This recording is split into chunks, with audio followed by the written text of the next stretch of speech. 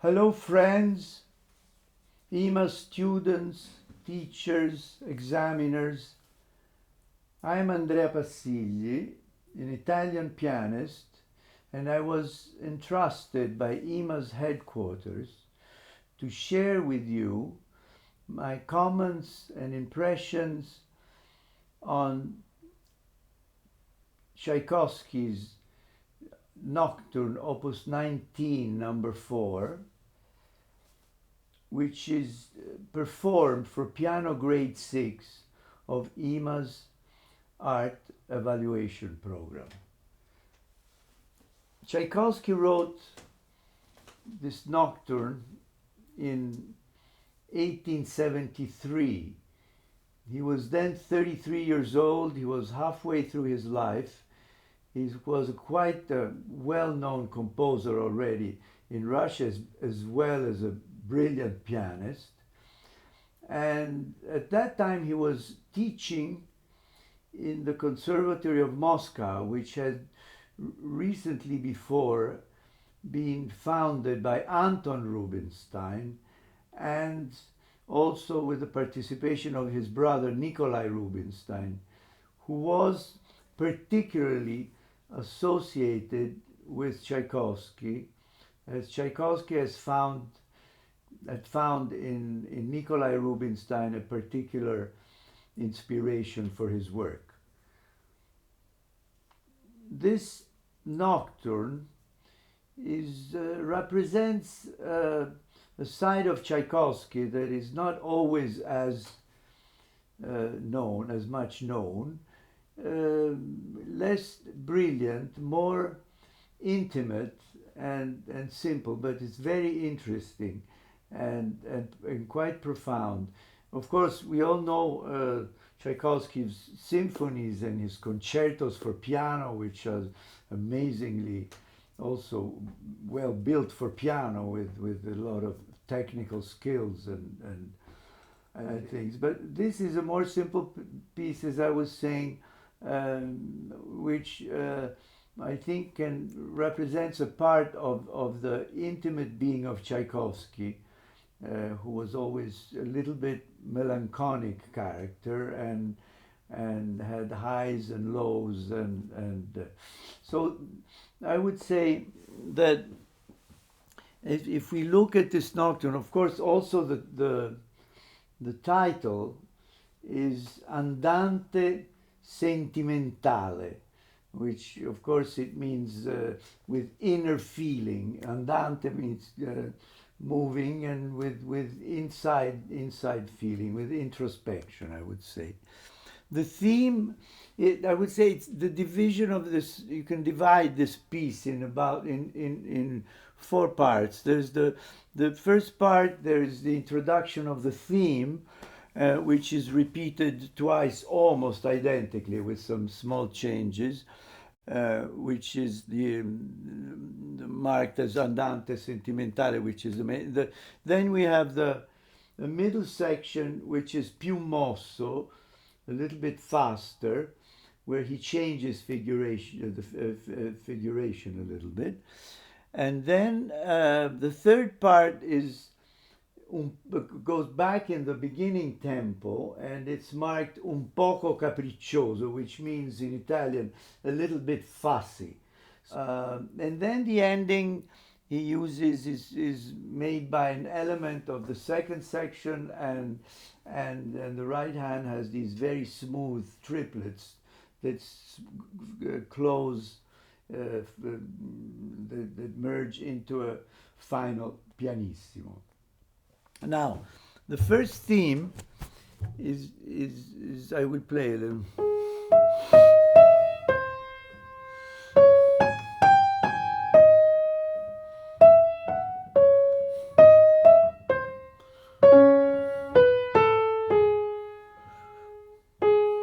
Then this theme is repeated almost. This is the first semiphrase. The second semiphrase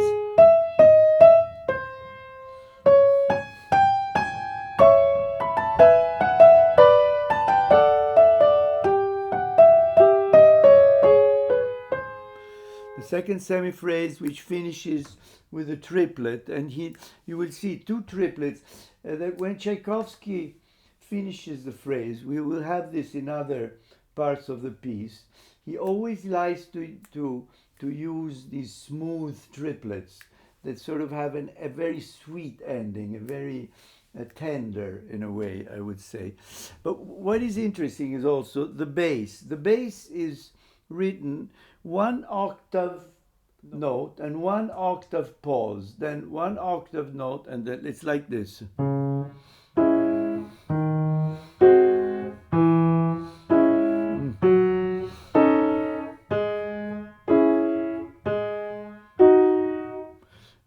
This is sometimes it's played with one pedal, but I think what Tchaikovsky really wants is to create this sense. It's more interesting because with this theme together it sounds really magic.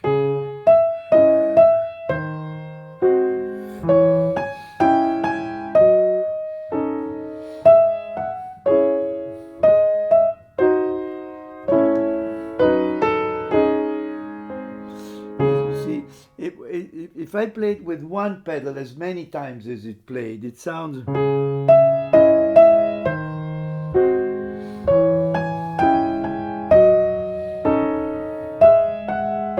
I think it's different, and then you don't feel the contrast when this comes out. Here there are no pauses. This is all in pedal. So the contrast of this when you play this is very beautiful, I find, when you play it.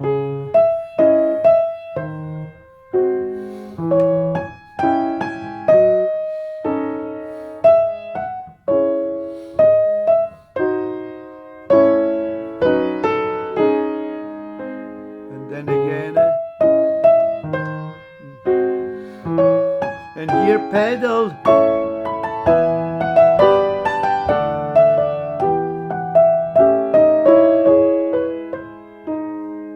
So you see, if we do this difference with the bass, which is slightly dum, bum, bum, when the place where the pedal comes, where there's no pauses anymore, the contrast is beautiful. First with this, and the other part is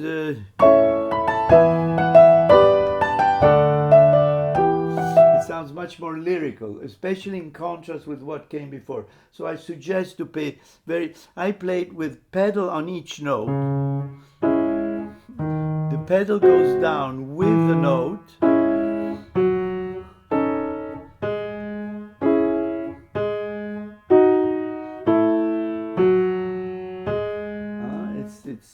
I suggest. The second, this is the introduction of the theme. Then the theme gets, in the second part, is repeat almost identically. It's almost the same. But the difference is always in the bass, which after all, the bass is where really sometimes everything happens.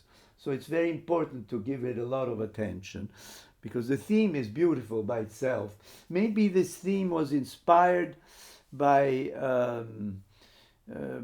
some folk song, some popular song, as just 2 years before this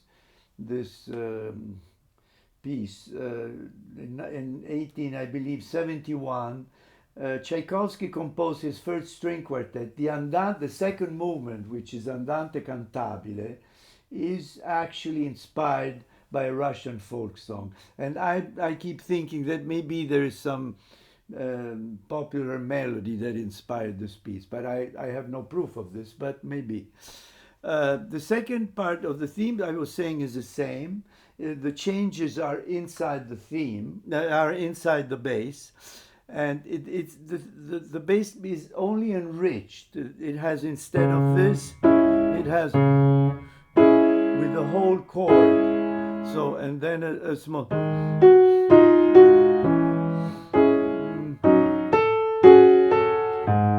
And then full chord. Here.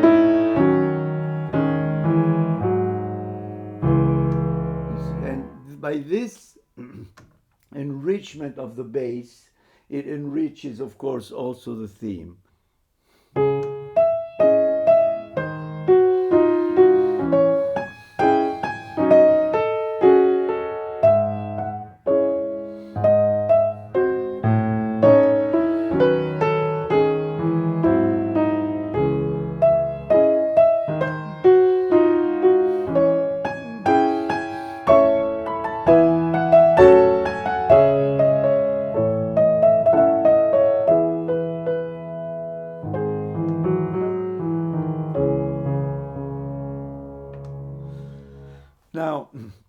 you hear this the same theme with slight modulation to A major, and as before, and the ending is all using the triplets. The triplets have this smooth ending again. He does this as before. And then pianissimo.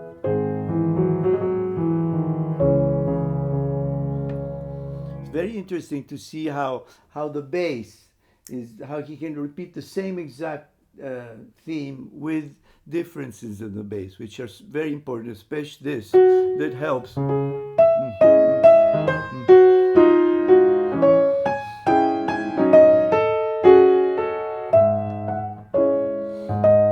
this.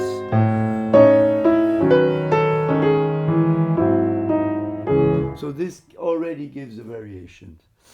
The second section is più mosso, a little faster, and here he uses an element of 2x2 notes with little slurs on each two notes, which is.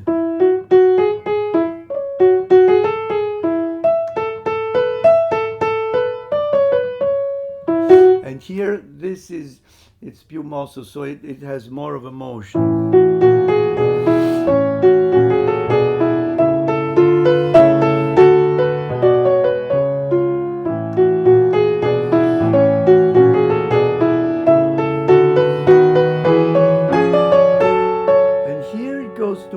Here, the theme of the right hand goes to the left hand.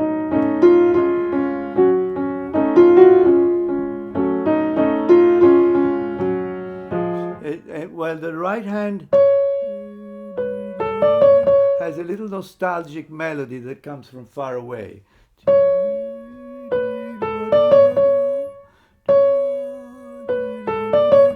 So.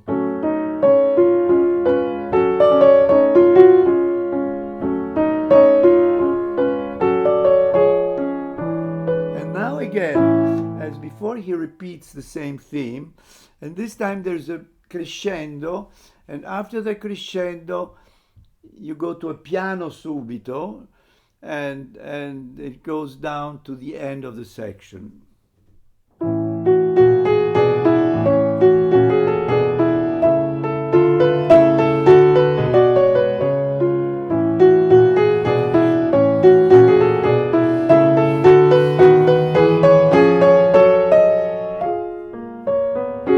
Here, the theme of the right hand goes to the left hand, while the right hand has a melody. So the change is very sudden. So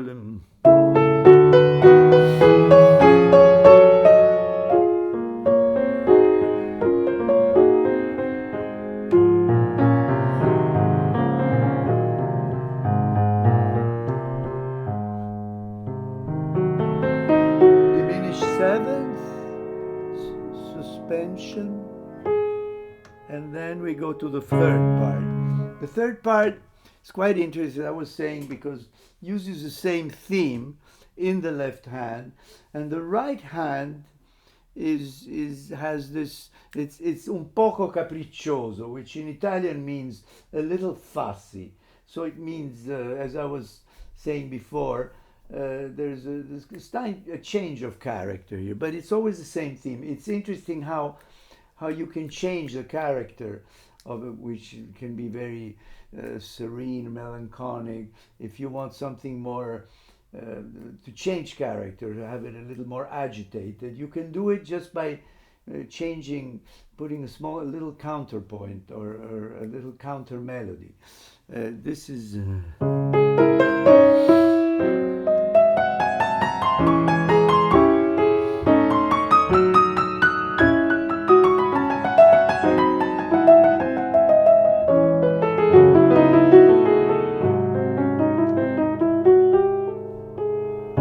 I find this is very nice, just 4 bars with very alive, very interesting.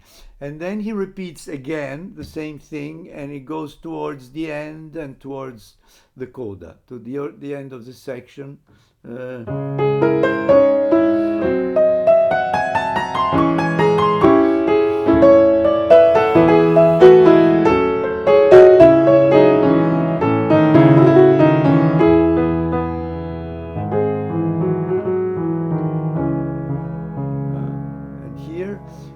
here you see there's a sort of an ending. There's a ritenuto.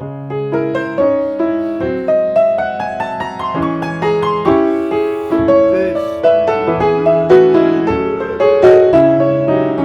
And then here there's a ritenuto, so a little slower. And then it says a tempo, but always in the mezzo forte. And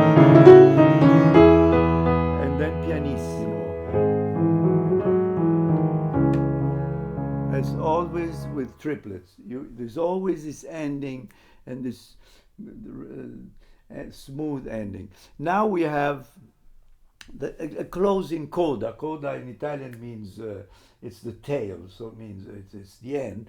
And he uses, here Tchaikovsky uses an element of the second, this, in the slower tempo of the beginning, and and he builds in the left hand, he just plays in groups of two a chromatic scale, while the right hand has all triplets, smooth pianissimo triplets. So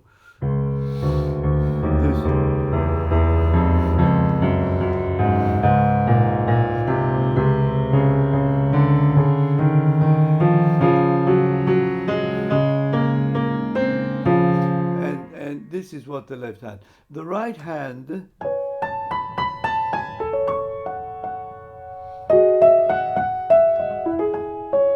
and then the same. So he uses the same, all this closing, I would say this closing episode, and he does everything in triplets.